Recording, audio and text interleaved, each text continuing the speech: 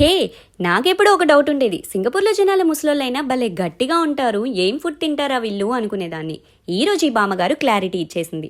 మనం తినే తిండిలోనే కాదు, మనం చేసే ఎక్సర్సైజ్ని బట్టి కూడా మన బాడీ డిపెండ్ అయి ఉంటుంది అంటారు. మీరెంతవరకు అగ్రీ చేస్తారు?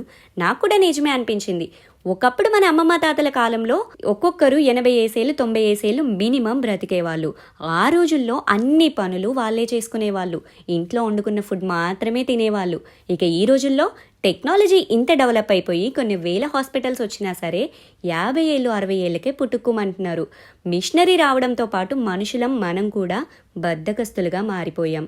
టైం సేవింగ్ అనే పదాన్ని వాడుకుంటూ మన టైంని మనమే తగ్గించేసుకుంటున్నాం అన్న విషయం మాత్రం మనకు అర్థం కావట్లేదు. ఇక్కడ ఎక్సర్సైజ్లు చేసే బామ్మగారులందరూ కనీసం 70 ఏళ్ల పైన పడిన వాళ్ళే. వాళ్ళు ఈ ఏజ్ లో కూడా ఇంత స్ట్రాంగ్ గా ఉండడానికి రీజన్ వాళ్ళు డైలీ చేసే ఎక్సర్సైజేనట.